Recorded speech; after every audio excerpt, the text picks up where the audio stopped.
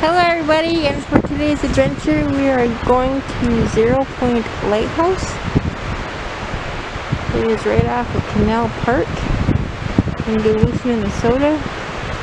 You have to go over the lift bridge in order to get to the end and park at the airport.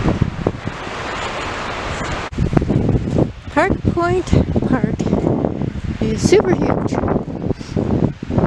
and it has multiple different parking spots, parking areas along the park.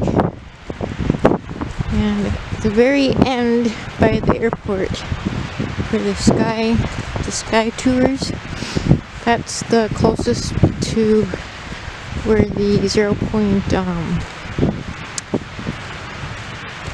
lighthouse is, to walk there.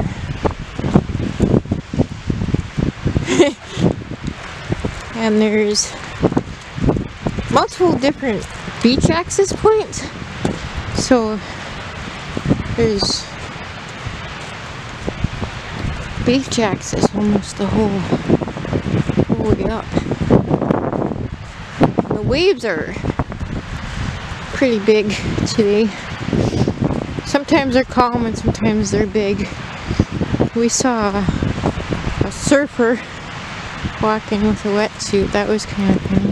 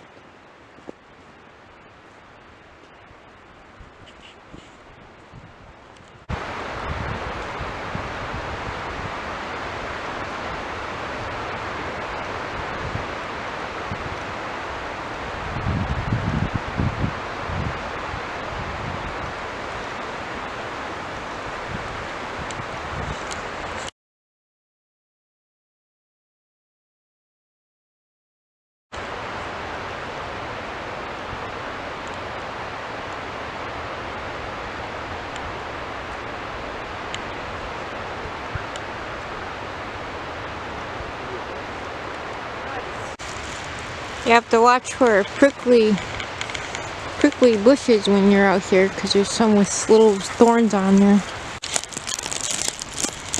I just found a troll slash fairy hole, and somebody left candy and stuff for it. How cool is that?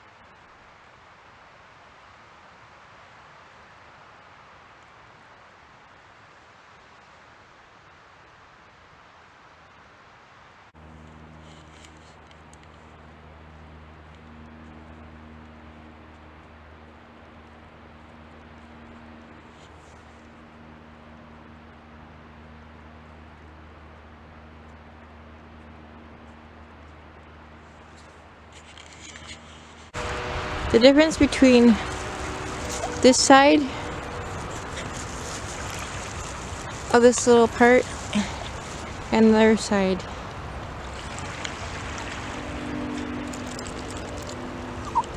It's amazing. This side is still and the other side is roaring.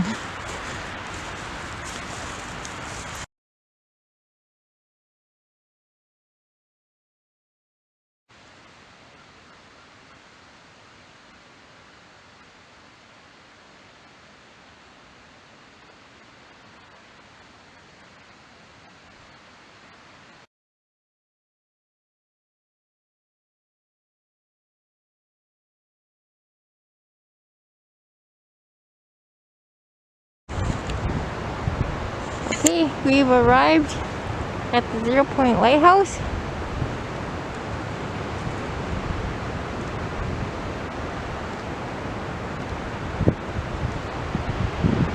We're not quite at the end of the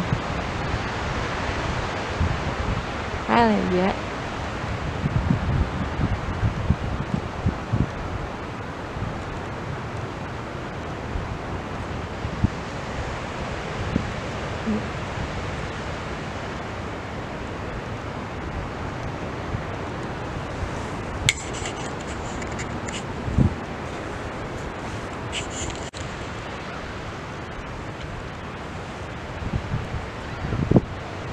This is Duluth's first lighthouse.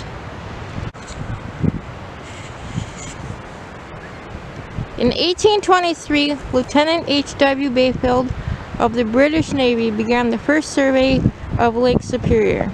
He designated a spot on Minnesota Point as 0 Point for the lake-wide survey. The Superior entry was the original passage through Minnesota Point, the longest freshwater sandbar in the world, to be protected waters of Superior's Bay. With the completion of the locks of Sault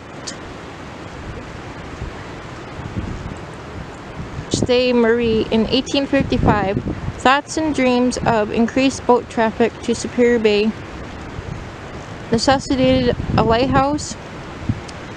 Bayfield's 0 Point in 1823 survey became the location of the Minnesota Point Lighthouse. Lighthouse construction began in late summer of 1856 after the initial appropriation of the U.S. Congress of $15,000. In 1855, at that time, Duluth did not exist, and a few native Ojibwe who would soon be relocated due to settlement of the 1854 Treaty of La Pointe inhabited Minnesota Point. The site consisted of a 50-foot tall cylindrical red brick whitewashed tower that was crowned by a 5-sided lantern room. Adjacent to the lighthouse was a 2-story keeper's house. The lighthouse was a 5th order Fresnel lens which provided a constant red signal that was fueled by kerosene. Built in 1858, it was the first lighthouse in the state, but is now a truncated ruin tower. The ruin was listed as the National Register of Historical Places in 1974 for its state-level significance in the theme of transportation. It was nominated for being the first high-powered lighthouse on Lake Superior and the 0 point for all original surveys of the lake. It was first lit in 1858, and it was deactivated in 1913.